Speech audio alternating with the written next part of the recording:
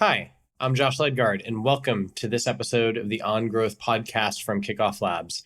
My goal with this podcast is to help you grow sustainable businesses through the stories of our customers and our team.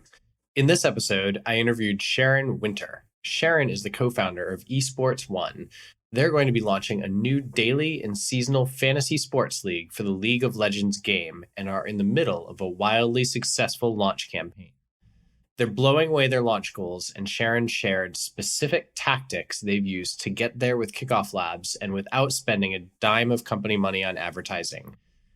You'll learn the sweat equity involved in generating the initial buzz by targeting specific customers online and talking personally to each and every one of them, how they combined a contest with prizes for topping the leaderboard while making sure there were still rewards for everybody else, why they created a VIP group of influencers they discovered early on through Kickoff Labs, and how they grew that list into amazing brand ambassadors. I don't want to give it all away, so you're going to have to listen to the interview.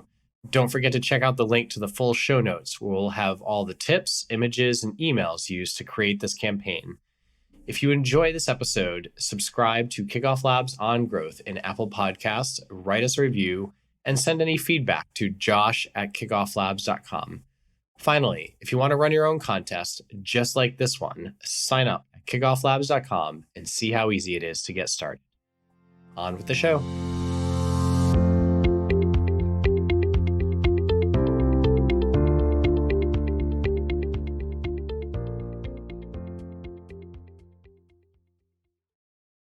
All right, so I am online now with Sharon Winter. She is the Chief Operating Officer and co-founder of E1 Sports, correct? Esports One. Esports One, I apologize about that. We just went over that and I got it wrong. And your team is running a campaign to generate some leads for Our E1 Fantasy platform. And can you tell us a bit about what the E1 Fantasy platform is? Yeah, so we're the first and only all-in-one fantasy esports platform. So think like fantasy football, but it's for League of Legends, and other titles are coming soon as well. Awesome. So I can sign up and play fantasy sports with the all-stars of esports online against other people online? So the way it works is we're combining daily and seasonal fantasy. And we're kicking off with League of Legends. And so how it works is we have a first inaugural league, and it's closed off to 10,000 people. The 10,000 first signups are the highest on the leaderboard, and we'll get into that. And users can go on there and each week set their lineup and play against the community and play for big prizes.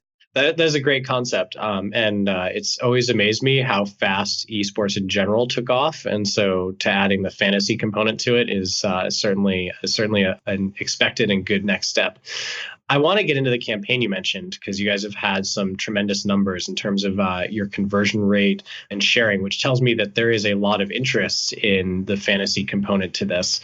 And those are always things we look at, like, are people converting and are people sharing and telling their friends? And if you have the combination of those two, it really tells me that you guys have a hit product on your hands that you're working on. And we will get to the campaign. I want to go back. If you could tell the listeners a bit about your background and what led you to this moment here. Yeah, absolutely. So my background, I am an LA girl. I ended up finding myself in Pittsburgh, going to Carnegie Mellon, studying industrial design and robotics. And I was always really intrigued by human psychology and physics, and how do you kind of the human computer interaction kind of element to an angle. I'm a third-time founder. I have a few kind of ventures in my past that are still alive and kicking today and profitable. And I started off at Esports One. I wasn't one of the first people here. I wasn't a co-founder from the very beginning. I started off as a kind of interim COO, helping them build their team, helping them build their product, and finding a product market fit. Throughout the process, we started looking at what ways can we apply our technology. So the technology that was built, the company's been around for about 3 years, and we really are the leaders in stats and data on the professional scene in esports. So that means we can really tell player performance and know everything about kind of their evolution as players, and even predict kind of how their performance will be moving forward. We have a handful of clients who use us for data insights and license our data. And so taking a look at the amazing tech, the computer vision tech, the deep machine learning, and the data science that we've built, we stumbled across this opportunity of fantasy and bringing our insights and our knowledge of the space into and building a platform that is very, very data heavy and data science heavy. And that's kind of where my journey began, where we dreamt up this concept, saw there was a total market gap. And that's where my journey began here about 1.5 years ago. And we started building this out. So why do a pre-launch campaign before you're ready to go? Great question. I've been warned and told you don't just it doesn't just kick off from day one. If you say we're launching on X date, you're not going to get, it's not like you're opening the floodgates and everyone's going to rush through. You kind of have to momentum. I got advice from another founder or it was a handful of founders. We were doing like a collaborative chat, and they were all saying they all have B2C products, and they're saying, you're going to be doing 7, 8, 9 mini launches, and you're going to find different reasons to relaunch and relaunch and relaunch throughout the whole period, and start sooner rather than later. Target every audience as its own launch, and so that's what we did. And so you can see on our campaign, everything came in waves. We used the same landing page, but it all came in waves, where it was like, first we targeted the general audience who loves fantasy or fantasy football. That was more like a little test to see if our campaign was solid and understandable. Then we went to the gamers themselves. Then we broke down the gamers into like who likes specifically League of Legends, who follows the pro scene, which is the LCS, who loves the stats and data component of it all. And so we kind of went down the pipeline and targeted each one as their own official launch. And it allowed us to tap into each audience and focus on each one of them in a very targeted manner. So I really like that. And that's not something I've heard often in these interviews, is that you broke down to repeat what you just said. You have kept basically the same landing page, which I can see, and we'll post an image of with the interview. We were talking about the only seasonal League of Legends platform as the headline, right? Yeah, the only all-in-one platform, and the all-in-one, just to kind of bring in a little bit of an explanation. All-in-one is the idea that you can compete, you can play, you can research, you can chat, you can watch all in one place, and it's not fragmented. Yep. No, that's a good point. But what you did to have these waves throughout your campaign was you broke down. You said, let's look at the potential customers who are already playing fantasy sports online, and you market to them. And then you looked at people who were into video games, but maybe not fantasy sports, and you marketed specifically to them. Correct. Right. Correct. And I think that's a great tip for anybody listening, to segment your audience and to go after each of those segments separately. So can then you dig into how specifically you went after, maybe pick one of the more interesting audiences, how you went after each of those audiences, like how did you market to them? Absolutely. So very unique use case, or a very unique case. So the history of fantasy esports right now as it stands, or specifically fantasy League of Legends, which is what we're focusing on at launch. Currently, the market, it really doesn't exist in a legitimate way, in a way that's authentic to the actual space and to the gamer community. It was built a few years ago by the actual game publisher and then taken down for different reasons. They weren't passionate about it internally.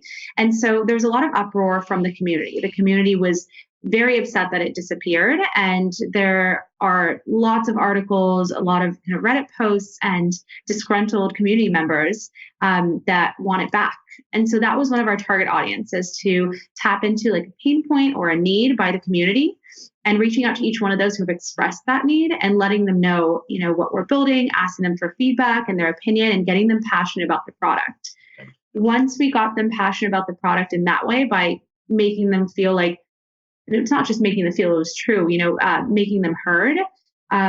It was much easier to get the initial set of referrers to kind of spread the word for us. So I want to drill into that, because I think it's something that people often overlook. When you say reached out to individually, so it's a great concept. You know that there's a pain and a need in the community. You found places like Reddit where people were discussing like, hey, this I'm frustrated that this happened, and I really wish there was a way to do this. And then did you just go and like buy ads on Reddit, or what did you do? No ads. So we didn't do any ads for this campaign. So everything you're seeing here is with no ads that we put out. We did have some of our kind of like campaign members who put out ads on their own accord, but we went out, we did what was unscalable. So in the beginning, do stuff that's not scalable. That was kind of our motto. And we reached out individually or addressed them individually if it's on Reddit. And we very publicly just asked them, like, what do they want to see? We're building this, we're in the process. Come learn more on our KickoffLabs page or on our landing page. And so we did that. I mean, we had 6 of us sitting in our conference room and just finding all these opportunities and all these kind of pain points that people were expressing, and individually reached out, made it very personal. And it's more important, or the motto of our entire campaign was, let's find 50 very passionate people, then find 5,000 people who are going to sign up and tell their moms. That's it. So our goal, and we had a whiteboard with this, kind of like taking the marks, or with the mark takers, is, let us get to these 50 very passionate, very enthusiastic, very excited individuals who will be our ambassadors moving out. And we've built some, that concept has evolved throughout our entire launch process. We built resources for them, and that's something we can get into as well. We built a whole VIP program, and it was a full kind of like hand-holding process where we helped them achieve their goal of, getting the word out there. Okay, this is really interesting. So do you have a sense of how many people or how many personal posts that you guys made when you said there were 6 of you in a conference room sort of working on this? Do you have a sense over a short period of time, like how many people you were reaching out to? So it must have been, I mean, we did an hour a day for a week, and it must have been 100 per person, maybe a little bit more. And it was a lot of Twitter DMs, a lot of Discord communication. So Discord is like Slack for gamers. It's a messenger for gamers. And we did a lot of outreach on Discord, and we try to find these people. We reached out to the blogs and the journalists who wrote about it in the past. We even reached out to the game publisher and let them know we're building it. And they tweeted about us, saying, this is a legitimate option you guys should check out. And so all these elements, for people who are already familiar and missed it, these all kind of helped. Sorry, you broke up a little bit there at the end. So you're saying these are all things that help lead the community to find us. It was a nice game of hide. Yes. Yeah. And so, you're talking about hundreds of posts over this time, and then you mentioned the concept of having 50 VIPs. So how did you identify the 50 VIPs, or the people that were in that category that you wanted to really push to promote you guys? We're using the Kickoff Leaderboard, and it really had to do with the Kickoff Leaderboard. You would see that first of all, I guess it would start by us reaching out to them. Them being responsive was the first thing. Them being excited about what we were building, and also the referral campaign, and then tying in their actual referral code. So Kickoff Labs offers, it gives every individual referral code, and that's unique to themselves. So every time they're asking their friends to join or whatnot, they're using this referral code. And so seeing that process of it converting from us communicating with them seeming excited, and then actually them referring it to 2 to 3 people or more. We built out, I think this is one of the strongest things that helped us. We built out a referral program, a VIP program, and we did it on Discord. So the way we thought about it is, how do we find people who are specifically gamers and will generate the most relevant leads for us? And so these people should have a Discord account and should live on Discord. We also dealt with the idea of Twitter, but Discord really allows this community chat. And we built a private chat for our VIPs. In there, we were able to have these 50 people ask questions, talk about what they're working on, and us individually kind of have a very personal relationship. We had our CEO on there, I was there, multiple members of our team on there, and everyone offered resources as far as, design, content pieces, actual, like ways to run your ads. We checked everyone's ads if they were doing ads. And I highly encourage doing that, because we found three of the multiple people who were running ads, they had broken links. Some of them were kind of had the wrong information on there and all that. So being able to actually double check their work and help them improve their conversion, and also ours in turn. So really hand holding, but they appreciated it. And there's been a little bit of a relationship built between us and these 50 passionate people by now. And I think that those people will now turn into our future campaigns or our future initiatives to actually hold retention. And, with every feature we release, these will probably be our biggest advocates. This is perfect. So you guys did this seeding online to get 600, 1,000 posts, like somewhere in the hundreds of posts that you guys made. You started seeing people signing up to the Kickoff Labs campaign, starting to make referrals, and then you're using the leaderboard in Kickoff Labs to say, who are these people are really potential influencers? And you identified them, the top people there, and you invited them into this private community and gave them access to additional resources to make them feel more connected. And not just to make them feel more connected, but obviously you cared about their feedback. You thought that they'd be people that were worth listening to as you're building the product, and getting them engaged, which then turns them into more active participants online, referring more people. Absolutely. And some things we offered them, and this any company can do, we offered them, we converted their referral links to bit.ly links, just short links with their names in it. We gave them a media kit with a bunch of content in there that they could use both ways to, and we drilled it down all the way to, are you targeting your family? This is how I would approach it to your friends and family. This is how I would approach it for an ad. This is how I would approach it for,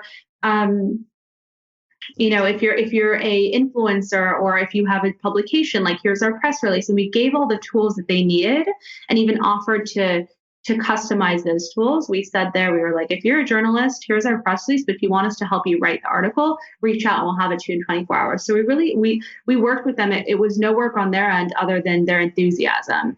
And it was still able to shine, even though that we helped them with a lot of the materials. And so for people that aren't in the private group, what rewards are you offering for people to sign up in the first place, and then in general for sharing? And how did you come up with those rewards?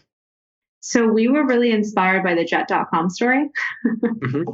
And we decided the top place is getting 50,000 shares of Esports One, and Esports One as a whole, the parent company. So we have multiple different sites, as well as our new E1 fantasy platform. Mm-hmm. And then the 10th through 2nd through 10th place got 5,000 shares each. And so that was the original motivator. And that's something we actually marketed a ton. We put it on LinkedIn. We tried to tailor the story based on what the audience was. So for the gamers, we told them about the platform and enticed them that way. On other platforms, I'm involved in several founder kind of communities and other startup communities. And to them, we market it as, be a part owner, or become an investor in Esports One without spending the money, that sort of a thing. And so that was really the big draw. And then we had a long meeting in the office about how do we make everyone a winner? Mm-hmm. And so even if you're not in the top 10 people, like what else can you get and earn? Yep. So the way it worked was, the top 10 people got equity in the company or get shares in the company. The top 1,000 people get access to the platform. Yep. Sorry, 10,000, did I say that? So top 10,000 people get access to the platform, as well as a founder's badge. So there's also ways to gamify and create some sort of kind of elite group, or, connected group, a badge. And then everyone who referred people were getting credits to our platform. So for every referral, you got 3 credits, $3, whatever it is, to spend on our platform once you get into the platform. So we made sure that it was incentivized for every single person, even if you're number, 30,000. Yep. still had a reason to keep inviting people, even though you'll never make it to the top 10 or top 10,000 in your head. Yeah. Yeah, and that's really important, and I think that's a best practice for anybody that's out there considering running a leaderboard campaign where there's a couple of maybe first through even fifth prizes or 1 through 10 prizes. Is I always get asked, well, how do you keep people excited if they're not going to make the leaderboard? And you have the perfect answer, which is, well, there actually has to be something that motivates them to be excited, because it really is like if I joined your campaign today, I might be really demoralized. Like, oh boy, there's no way I'm ever going to catch those people on the top 2 spots. But if I'm getting credit along the way, then it's perfect. That's another good point. We did so more recently. I mean, our campaign ends in a few days, or regenerates, because we will be doing another campaign to kind of continue the process. But we reach out to people on a daily basis, telling them, if there's anyone on the cusp, or it's kind of low hanging fruit for them to jump up the leaderboard, we message them and let them know how many, because people, you'd be surprised, they're not paying attention to the leaderboard. Their life doesn't revolve around your product or the leaderboard. Yep. And so we're messaging people daily saying, hey, you're only 2 away from being in the top 10, or you're only, 18 away from getting into the platform. Like, let me help you. And so, or, we think with just one tweet, you can jump that step. So really being more attentive to the leaderboard on behalf of your users, instead of expecting them to do it, and reaching out personally. I cannot stress, it is so helpful in them feeling connected to the brand and connected to the actual leaderboard. Yeah, absolutely. And that's definitely something that I'll pull out of this interview is that follows along with some of our other customers that have had this best practice, is really getting personally engaged with especially the people that are sharing and motivating them to share. Because like you said, I think that's perfect. People are not paying attention to your product. And I know I've talked to people that have a fear, other customers that have a fear, is like, oh, well, maybe I'm reaching out too much, and I don't want to overwhelm them. And they probably are highly interested in what you're doing anyway, and you're not going to overwhelm them. And if you are, then they'll tell you, and you're going to create a relationship that's going to help you well beyond this particular campaign. Absolutely. And I would say the threshold is if they've done 2 or more referrals, that's a green light. They somewhat care, and they won't be bothered by you reaching out to them and constantly kind of, giving them feedback and advice, and helpful to them to grow. I will say also, as far as KickoffLabs themselves, the support that we've gotten from them, so the personal touch, also kind of worked for. And this is not an ad, but we did 2 design reviews, and they're both super helpful. And that same personal touch that we're talking about, how we addressed our users, or our community. I think that KickoffLabs did that so well with us, and we learned a ton. They did a design review with us. It was nice. They kind of like sent us, they pre-recorded them just going through it. It was this lady, she had her dog on her lap. It was very cute. And it was so funny. We were laughing. We watched it as a team in the conference room, and she was pointing out her kind of like going through it, and we could watch where her mouse went, her eyes went. And she pointed out, it was 2 items that stood out, and I don't remember what they are, but it was 2 items that stood out to her, and we didn't even think about that. And we've been staring at this landing page for so long and asked for so much feedback from our own friends and family, and she found 2 things that made a ton of sense and actually improved our conversion even more. So that hand-holding support was really helpful, even if we thought we didn't need it, kind of a thing. Yeah. That probably answers the question I was going to ask about what the best part about using KickoffLabs has been for you. So I'm gonna guess that answers the best part, because that kind of shift is important. So what's been the most challenging part of the campaign? Oh, most challenging. It's not at fault the campaign, but the holidays. You'd think that even though it's a recreational kind of like fun product, people really shut down on the holidays. They don't care if it's a fun item or what. So I think we saw a little bit of a pause during the holidays, which is Christmas and New Year's. And then I think that at the very, I'll say something early on that kind of threw us off. We had some people. So people will always try and kind of, cheat the system or fraud the system. And KickoffLabs was super helpful with that. You guys have all these, and I don't even want to tell anyone your secret sauce. Not that I know it, but we didn't really reveal it to people what it was graded on. But the idea of some of the referrals were flagged because they were fraudulent, or they weren't verified, or kind of didn't adhere to your guys' standards. And that was super helpful because we did see a little bit of people trying to cheat and trying to gamify the system in order to get the equity in the company. And the community noticed it too. We got some messages of people saying, there's no way that guy has, 500 referrals. Like, I've been working on this every day. And so the community was disgruntled, and we got on a call with KickoffLabs, and they explained the whole process to us. And then we were able to call out those people and actually cut them out. So that was a challenge that we didn't know we had support for until we really dove into and looked into it. And then lastly, I would say, if I had to do this over again, or if you're out there debating, what you should do to launch your product and what are the best steps, we did this in the very beginning. We were looking between a milestone approach and a leaderboard approach. And we decided to go with the leaderboard because we wanted to show that sort of, other people are climbing on top above you, and create a limit. There's only 10,000 people can enter. So there are certain reasons why we went with leaderboard, but moving forward, I think we're going to go with milestone approach, where it's, if you have some sort of passion for the product, just show it to us and you'll be part of the family. So it's just different if you want to, if the prize that you're putting at the end of the day has a certain type of value and you want to equate it to referrals, then I think milestone approach would be better. If you want to create some sort of exclusivity, then it's the leaderboard approach. And that's a great way to think about the two. Yeah.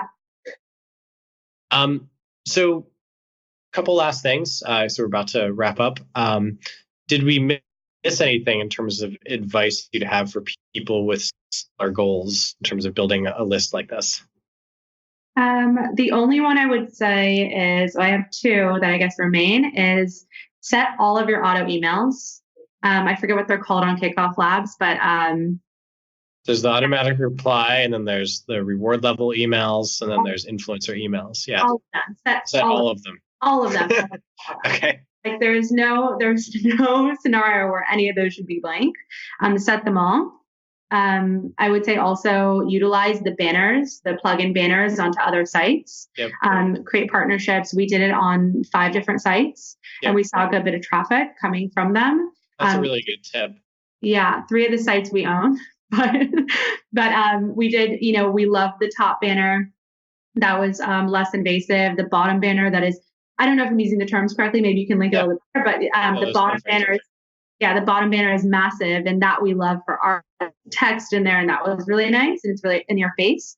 And then there's the inline sign up, or that little box that you just put into. We put that on our blog. So really everywhere where you have any other access to any other site, put one of those plugins in there, because it does convert. Great. All right. So last 5 questions. These are meant to just be really quick, walking through things. And so first answer off the top of your head, how do you personally get into the work zone? I do an hour of quiet time in the podcast room to really focus and write a list for the day. Perfect. So kind of planning out your day. Favorite vacation destination? Anything tropical. Okay. Warm weather. Recent favorite book or podcast? I've been listening to this in the past few days preparing, but I love The Startup. It's a good one. Podcast. Which one? The Startup or Acquired. Okay. Yeah, those are my 2 favorite. Something that you learned new in the last year you didn't know before. Oh my gosh, there's so much. I'm trying to tackle it. I am not even though I'm an operations person, I'm not as dialed in with all the productivity tools. And so there's a bunch of new productivity tools that actually the team helped me kind of learn and absorb and add into my daily routine. So now I'm also very up to date on all the apps and tools that help me communicate with my team in a more efficient way. Do you have one example of some you guys use? We just transferred over. So we've been on the hunt. We've been on the hunt for a good project management tool. We went from Asana to ClickUp, and now we're on Monday. And absolutely love Monday. It is very easy to manage. And I think that's the most important part of It's got to be easy to get people to do it. Exactly. Oh, convincing people all day. Yeah. And then finally, someone you look up to either in business or personal. This sounds generic, but my dad, when we hang out, we brainstorm startup ideas for fun.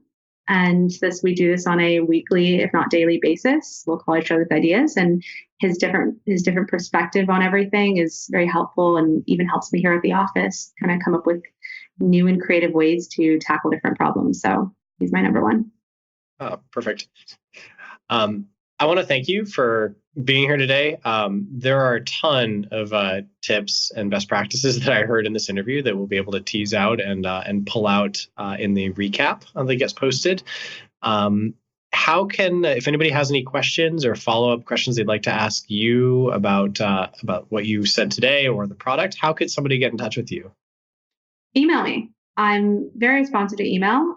Email or LinkedIn. My email is Sharon at esports1.com. Perfect. All right. Again, thanks for joining us, and I hope you have a great rest of your week. Thank you so much. Likewise. Thanks for listening to today's interview. If you enjoy the On Growth podcast, please write us a review on Apple Podcasts, and don't forget to hit that subscribe button. If you'd like to run your own viral campaign or set up a wait list for your upcoming business like they did, check out KickoffLabs.com. We can provide the landing pages, referral tracking, leaderboards, and reward level emails required to make your next product launch a complete success.